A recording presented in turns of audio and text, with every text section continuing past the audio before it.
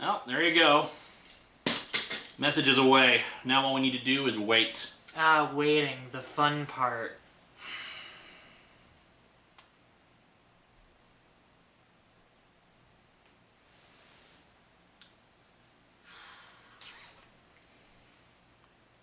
You ever stop and think and realize our lives are kind of weird? No, what do you mean? We're about to fight an interdimensional conqueror using weapons from Star Trek, Power Rangers, and a whole bunch of other crap, and yet I review comic books and you review tabletop RPGs. This doesn't seem weird to you? No, not really. Huh. Well, I suppose you're right. Just making conversation. Look, there's still some stuff I want to work on while we wait. Can't you review like a Power Rangers comic or something? I just reviewed a Power Rangers comic a few weeks ago. Oh, that reminds me. Finally fixed it. Might come in handy during the fight. Thanks. Well, I'm sure you'll think of something. Make sure you're ready. Vyce could come at any time. Right.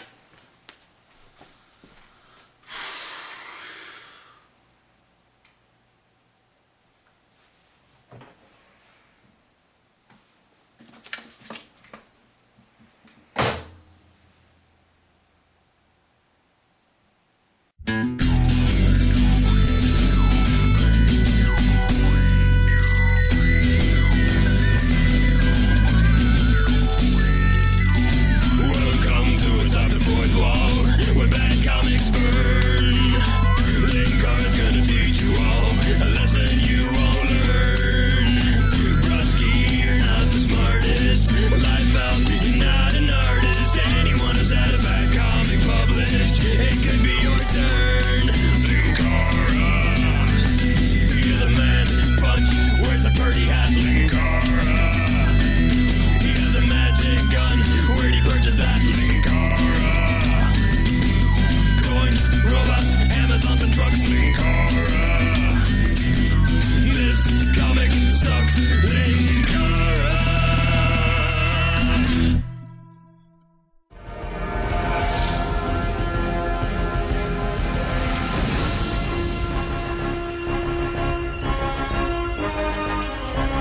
Hello and welcome to Atop the Fourth Wall, where bad comics burn.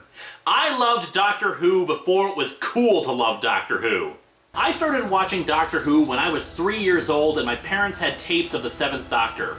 I loved these episodes. I loved the Daleks and the Cybermen and this magical man with a question mark umbrella who traveled through all of time and space in a magic box that was bigger on the inside than it was on the outside. For those of you who still don't know what the heck I'm talking about, Doctor Who is a British science fiction series that began in 1963. The overall story is about an alien being known only as the Doctor, who travels through time and space with one or more companions, usually humans, and hijinks ensue. The great thing about the series, and I think part of the reason why it's managed to endure for so long, is that it has the greatest storytelling engine ever. A Doctor Who story can literally be anywhere or anytime. Want to do a story about cavemen? Can do! How about a story with Charles Dickens having to encounter actual ghosts? Equally possible. Okay, how about futuristic Arthurian knights traveling from an alternate universe into ours and fighting with swords and laser guns in an attempt to obtain Excalibur? Oh hell yeah! Speaking of, this episode, Battlefield, is probably my favorite episode, tied for that spot with Remembrance of the Daleks. It is, without a doubt, some of the most creative science fiction ever made, and stands alongside shows like Babylon 5 or Star Trek as its own unique entity with a rich mythology.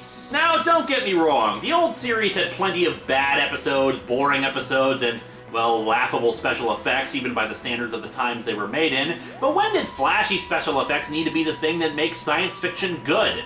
After the show was cancelled in 1989 due to low ratings, there was first an attempt to bring the show back in 1996 with a TV movie. In my opinion, the movie was flawed but entertaining, but failed for a number of reasons. However, it was then brought back successfully in 2005. I love the new series and all of its seasons, and yes, I like Matt Smith's portrayal so far, though I think the flaws so far in his first season were that they didn't give him a chance to really do a lot of spectacular things. But on the second run-through, I liked the episodes a lot more, and I'm just rambling now. And as such, let me really quickly answer several common questions people have. Favorite Doctor is the 7th, Sylvester McCoy. Favorite episodes I listed already. My favorite companion is Charlie Pollard from the audio dramas, and yes, I listen to the audio dramas and I love them. And I'm sure there are more questions that people will ask now because I've forgotten them. And of course, since we're here, there was naturally a comic book series. Several, in fact. You may have noticed that this episode I'm reviewing an issue of Doctor Who Classics. These are reprint issues of comics originally produced by Marvel's UK division for Doctor Who magazine. Called Doctor Who Monthly at the time, the magazine has undergone several name changes. This one features stories from issues number 67 through 69 in the second series of IDW Publishing's Doctor Who Classics line. So let's reverse the polarity of the neutron flow, and that was a terrible joke, and instead why don't we just dig into Doctor Who Classics number 7. This cover is great, aside from the cheesy dialogue on it, featuring what appears to be either a giant robot or a giant alien looming over some guy and the 5th Doctor.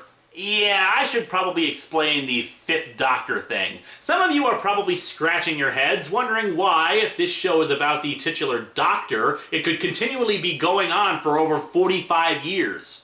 When the first actor playing the Doctor, William Hartnell, decided to leave the show, the writers conceived the idea that the Doctor's species, Time Lords, had the ability to regenerate, that when near death, their entire body's cells could reorganize themselves to heal any wounds they might have, the result of which being an entirely new appearance, as well as the various parts of his personality being reorganized and reshuffled. He's the same guy, but different traits are emphasized over others. Sometimes the Doctor is a suave, sophisticated scientist. Others, he's a manipulative chess master, or optimistically giddy, or psychotic. Oh, but I kid, Colin Baker. I want that coach. Anyway, today's stories will feature the 5th Doctor, as played by Peter Davison. The 5th Doctor was probably the sweetest and kindest of the Doctors, abhorring violence in any regard and also being a huge fan of cricket. Anyway, we open to The Tides of Time, Part 7. Yeah, okay, I might have screwed the pooch by picking this one for us to jump into. Fortunately, like a good multi-part comic, it takes the time to give a brief explanation of what the heck's going on. In the unimaginably distant system of Althrace, at the heart of a white hole, an extraordinary experiment is taking place. How many licks does it take to get to the center of a Tootsie Pop? The manipulation of time itself. Higher evolutionaries throughout the known universe have linked their mental faculties in a vast network. And yet all they do all day is exchange tweets, with the purpose of suspending time and discovering the whereabouts of the event synthesizer stolen by the demon Melanicus. I'm not sure if I should call that poor literacy as cool, a dumb name, or if it's a British thing to replace a Z with an S. Because otherwise, what exactly is a synthesizer? Meanwhile, the Doctor was standing by, awaiting the vital coordinates of the synthesizer's exact location. B6. Miss. Along with the Doctor is what appears to be a medieval knight named Justin. We'll be safe inside the TARDIS, Justin. The effects of time bending won't reach us in here. However, on the chronometer of absolute time, we'll see what the effects are on the rest of time. I think something's happening already! Doctor, they're all on 9. This is like what happens when a digital clock is flashing 12.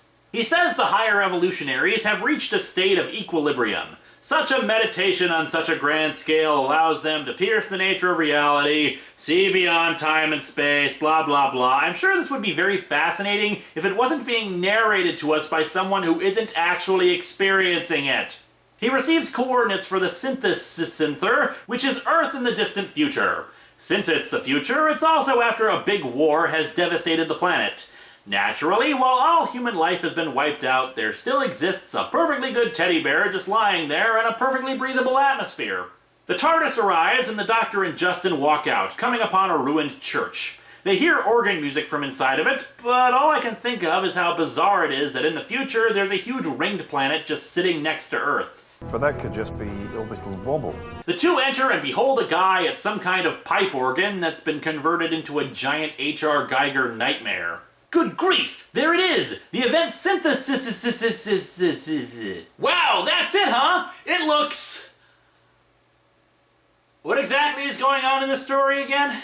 The guy at the organ starts playing it, and Justin takes the doctor's hat and fills it with holy water from a nearby bowl. He then hurls the water at the guy at the organ, revealing him to be the aforementioned demon Melanicus. Melanicus then transforms into a giant fire-breathing troll dragon thing. Did I mention we're coming into the story at part 7? Then a zombie comes out of the ground and attacks the doctor. Our title character is saved by Justin, who promptly kills the random zombie, while Melanicus apparently decided to take a smoke break or something, since I don't know why he'd leave. Actually, it's because he's now climbing outside the bell tower for reasons unknown.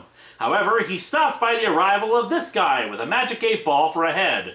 From what I've read, this guy is actually part of an ongoing subplot in the Doctor Who comics, but for now, all he does is shoot Melanicus in the eyes, causing it to fall. He manages to grab onto a window right where Justin and the Doctor are looking. There at the window! He seeks to escape by climbing the tower! It cannot be! I have a clean shot right for his crotch, and I'm going to take it! Actually, Justin drives his sword into its chest, and then it, explodes. Okay. Then the event Synergon, the pipe organ turns on and the Doctor is knocked out. I'm sure this would all be very interesting if I knew just what in the hell was going on.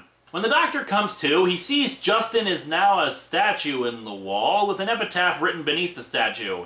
The Doctor's confused, and so are we, especially when a guy comes to get him, telling him he's up next at bat for cricket. While he starts setting up his swing, he contemplates everything that has happened, having more than his fair share of questions. A hush had fallen over the village green. The Doctor's mind had gone numb. So is mine. I honestly don't know what the heck just happened, and I fear even in context this wouldn't make much sense. And so the story ends with the Doctor scoring 4 runs while marble-headed guy stalks in the bushes. As I said, this series collected multiple stories, so now we get a 2-parter to finish off the issue. Stars fell on Stockbridge. We begin within that village, located in Gloucestershire. We meet this guy, Maxwell Edison. I've got something. I've really got something. Yes, I've got it. I've got it. I've got the rich sounds of the Light FM.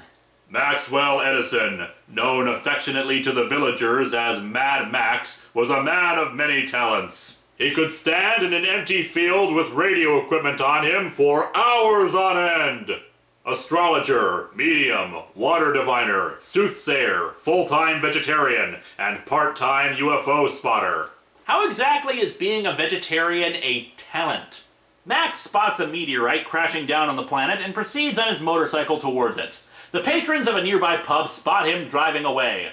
Look, there goes Mad Max! Why do they call him Mad Max anyway? Is it because of the motorcycle plus his craziness? I don't know, it just seems like a long way to go for the nickname.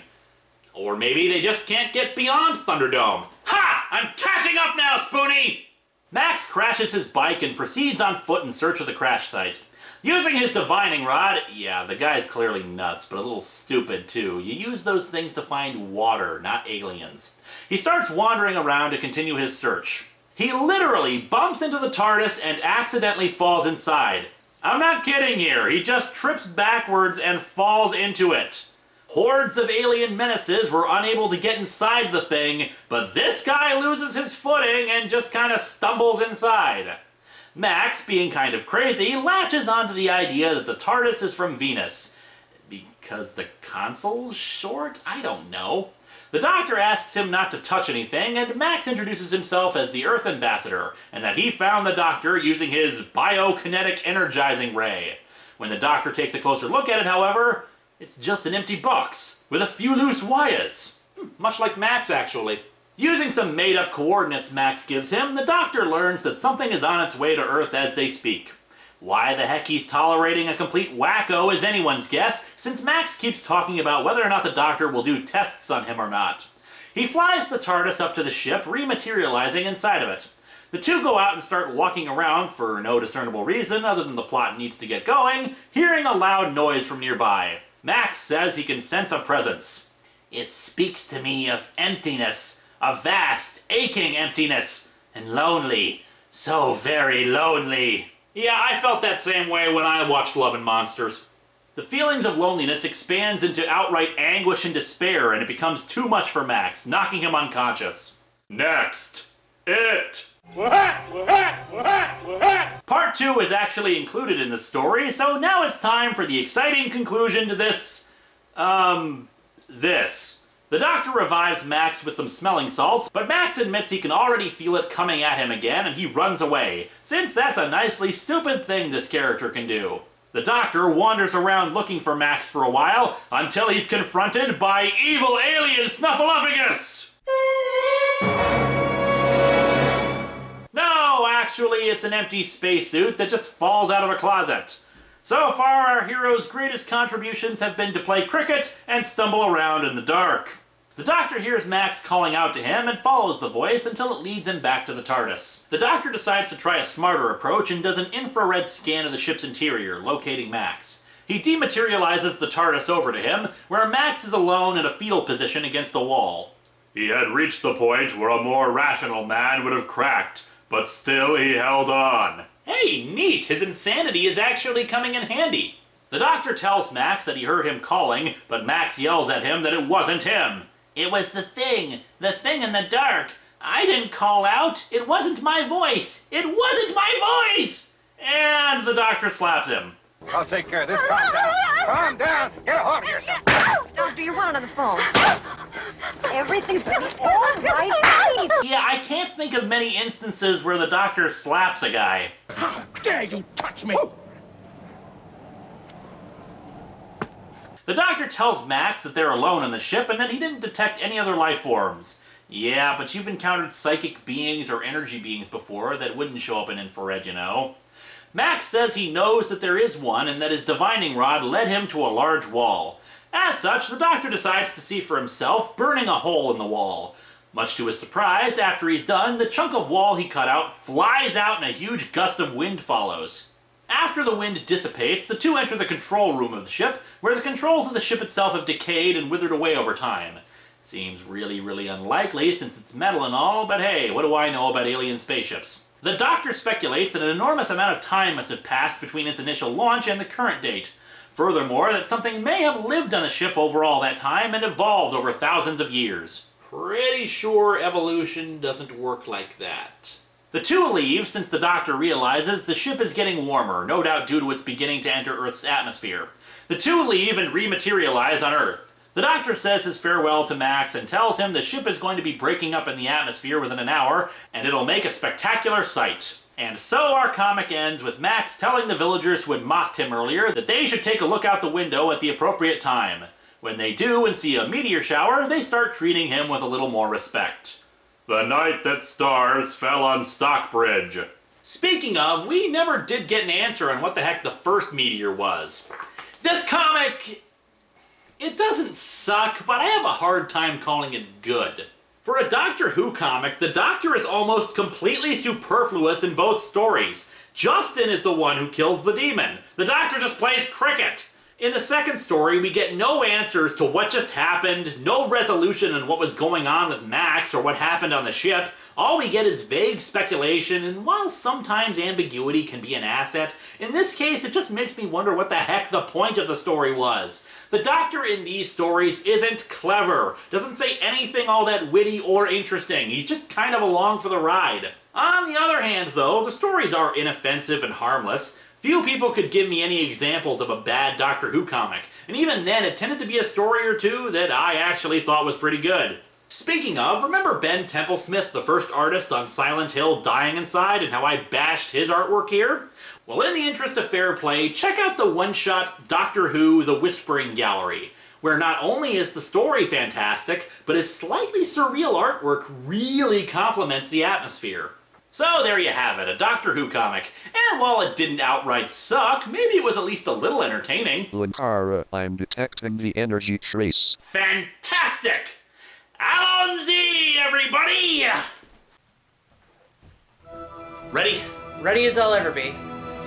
I shall rid this universe of... Now, punch it!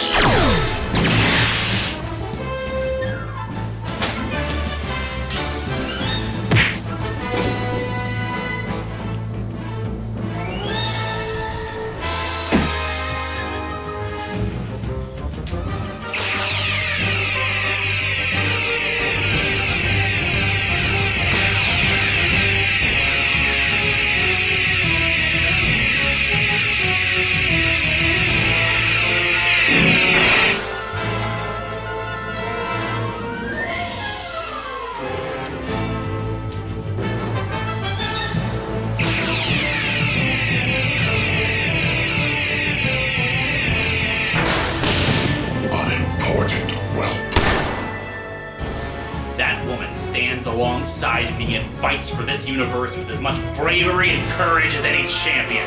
You're in my house, Vyce, and you will show her respect! Very well.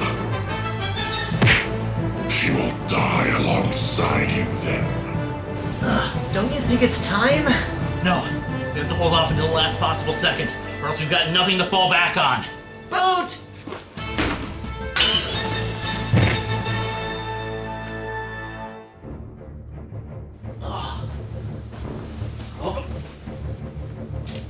It was not wise to provoke me. You know what, Vyce? I think you just need some good vibrations.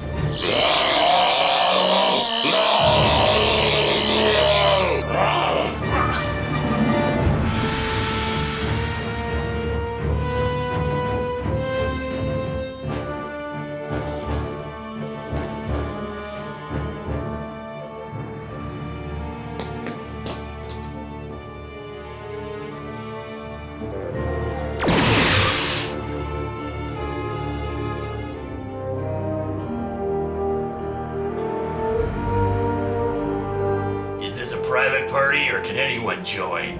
Who are you? The name's Lieutenant Monroe. And this one's for Beastmen.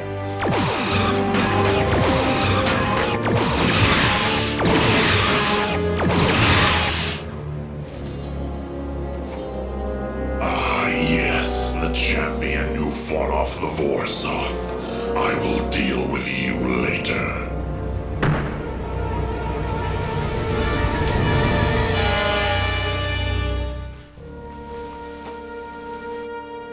Hey, kid, wake up. Come on, kid, this ain't no time to be loafing. We got stuff we gotta do. Your valor is impressive. After I have cut off your heads, I shall hang them on the bridge of my vessel so that I can always remember this fight.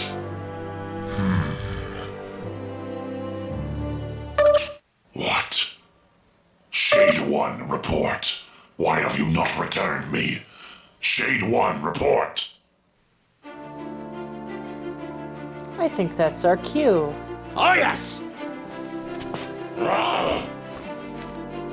What? My energy. What have you done? Calling Angry Joe, are you receiving me?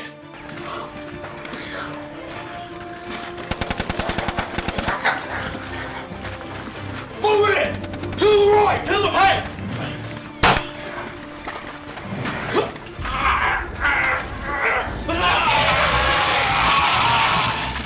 Move it! Come on! Come on! Go! Go! Take over there! To the left! Come on, you winks! You want to live forever? Joe here. What's your status? My forces have taken the bridge, engineering, and most of the upper levels. Resistance has been strong, but without Vyce to direct them, these shades aren't what they used to be. But how? How could these forces get past the defense shield? Is that Lord Vyce? Tell him he's an asshole for me! Who is that? The name's Angry Joe, Lord of Lame. Remember it. This is impossible. Nothing can get past my vessel's shields. How did this force get through?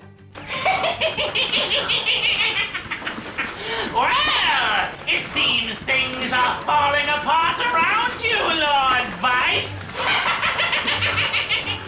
Zeo, what are you doing? What I was sent here to do! I'm sick and tired of running from universe to universe in fear of you! I want to be the conqueror, damn it! Linkara is insane. A month after you kidnapped me, he contacted me and came up with the idea of being a spy, getting on your ship through an offer of working for you. He has lowered the temporal shields around your ship and disabled its power systems. You should have kept him on a shorter leash. This is intolerable. How could this have happened? You did it yourself, Vyce. Coming here yourself was your mistake. I had Poyo examine the debris of the shades we destroyed. None of them had any internal power. It was always being fed from your ship. It had a very distinct energy trace, one that we detected when you came to fight me the last time. Oh sure, maybe in other universes you're a complete badass, but here, not so much. Not all universes are the same. In some universes, you need to act through agents like the Vorsoth, because those universes are so different from yours that you can't enter them. And in our universe, you need a constant supply of power in order to stay strong. But I'm willing to bet it's even worse than that. Indeed it is. When I damaged your suit, you had to retreat, because you can't survive in this universe without it. And you're terrified of dying, since you think you're the only one who can stop this entity that you're after. And when I poked your ego, you left your ship wide open to attack. Your empire is crumbling around you and... Hey! I didn't even have to use my third sonic screwdriver. Do you think that was my only source of power? I am Lord Vyce. Everything I see, I conquer, and I will not be defeated by the likes of you!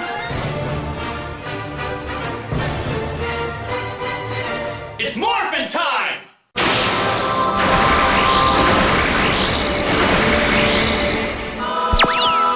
By the might of Corellan Lorethian!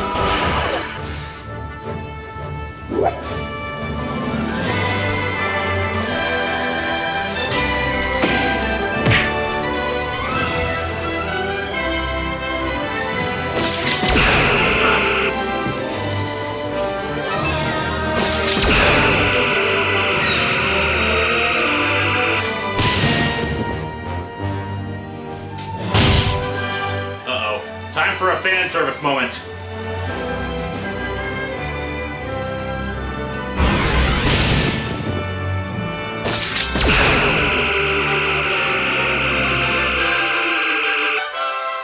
Hey Vyce, I'm just distracting you so she can stab you.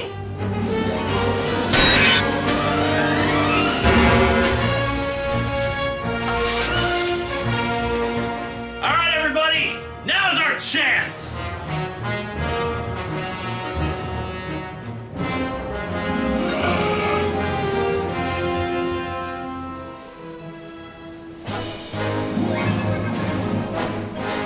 Everybody, take aim! This cannot be the end. No.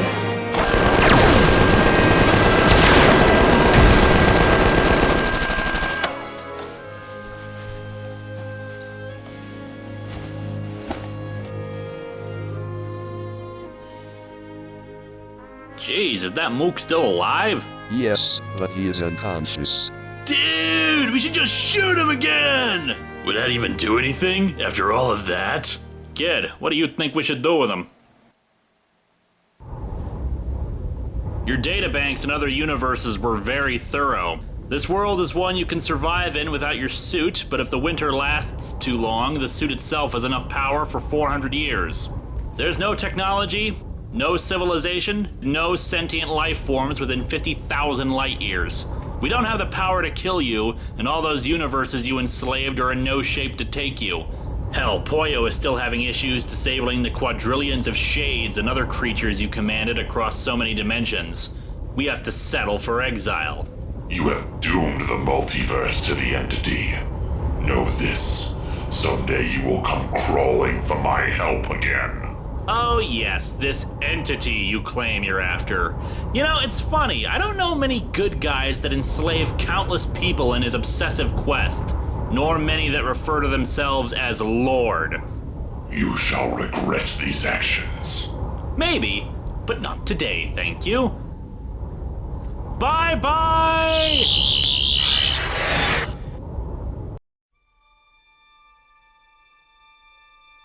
Angry Joe? Just wanted to say thanks for all your help in this. For sure, Linkara. Angry Joe out. Joe, enemy fleet approaching. It seems to be Admiral Akbar. Akbar! Akbar! On screen!